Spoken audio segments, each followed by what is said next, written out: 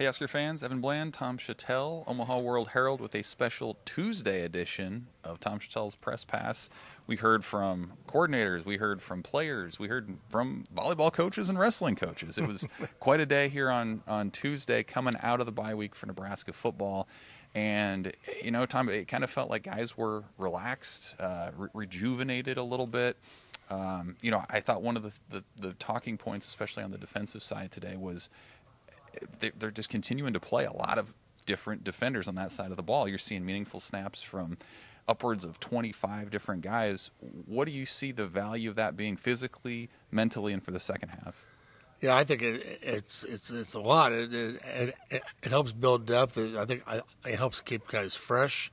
You know, certainly you've seen the starters, the front line guys are in there more, and they play in the tight spots. But I think it just builds more camaraderie on the team. I think it keeps guys involved. And in this day and age of the portal, you know, if you're not playing, you've got one foot out the door. So maybe if you think you might play, and if you have been playing, getting in there, you know, maybe you'll think, well, maybe I'll play next year. So it might keep them involved a little bit. It's a really I think that's what Tony White likes to do, but as Matt Rhule figures out the transfer portal era, which he's never had to before, I wonder if there's something there too. And as far along as the defense has come, the offense working through a lot of injuries, and that again was part of the discussion this week. Was you've had to adjust the personnel, and we've talked a lot about this, Tom, about this idea of how do you play for now, but also build for later. Yeah. What's your take on how the offense has evolved to keep Nebraska in these games as it marches toward potentially 6 wins? Well, I think they're trying to build, but I think that there's two things going on here.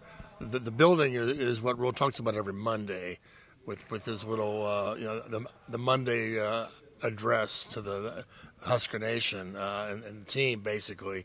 But that is fight, keep your eye on the prize, the next game, so on and so forth. That's part of the building, and also playing a lot of guys. But they're also trying to win games, and there's not a lot of options on this offense. There's not a lot of now we're going to start seeing some new faces at receiver, which I think can be very valuable. I mean, I can be a key to the second half of the season if those guys do well. But it's feel like they've kind of morphed into the offense they are now because that's what they had to do. That's what the guys that are healthy, the guys who can give them the best chance to win, are running quarterbacks and the running backs, and a tight end here or two. But he mentioned yesterday, Rhule said, Satterfield wants to throw it downfield every play. Well, you can't do that with this roster right now. So. I mentioned in my column today that we all like to have fun at Iowa's expense, but Nebraska needs to play like Iowa the rest of the way because that's kind of have the same kind of team. All defense and a little bit of offense. It's trying to do something. Get in the end zone somehow. So I don't know if Nebraska will play that way forever as they get more players, but right now they kind of have to do that. I want to follow up, too, on what Matt Rhule said on Monday, and he was really blunt about it, saying this is the problem with Nebraska football, and that being a focus on the big picture. He's not going to get kind of caught up in this discussion about the winnability of the Big Ten West or about the second half of the season and all the flaws of these teams. He's practicing what he preaches with those 1-0 mentalities. I'm curious, Tom, as someone who's covered the program as long as you have you gotten that sense that that's been something that's this program's gotten caught up in at times, is looking too far ahead? Well, what they've got, ever since they fired Solich, have not been that disciplined. They have not focused on being physical, the fundamentals, the efficiency. Nebraska used to be like robots. We used to joke that they were robots. They were so damn efficient, never made mistakes. Well, a lot of that went away.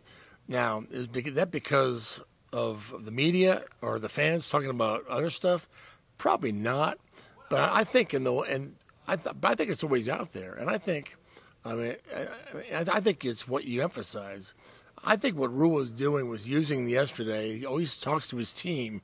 He was reminding them through us on the press conference, which I'm always happy to help because if you give me great quotes that I can write, I'm always happy to help the team. And I think it's what he was doing. He was trying to send a message to them to focus on this. Everybody's talking about bowl games. Just forget about it. It's wrong. So I thought that was great. But the thing I like about Rule is he's here to change Nebraska football. What I'm interested in is how is Nebraska football going to change him? How is he going to adjust? Because the fishbowl has been here forever, and we're going to talk about bowl games. We're going to look ahead. Even if they're winning 8 or 9 games, we'll be talking about something else. We're talking about which bowl game are they going to the playoff. There's always a distraction around here. There's always a conversation to be had, and it's going to be had because that's what we do, and that's what makes this place great. So how does he adjust to the fishbowl? I think that's going to be interesting. Well, it's also going to be interesting how the second half of the season goes. Nebraska 3-3. Northwestern comes to town Saturday afternoon. And rumor has it there's a pretty good volleyball match later that night as well. For Tom, I'm Evan. Omaha World Herald, Tom Sachelles Press Pass. Thanks for watching. Thank you.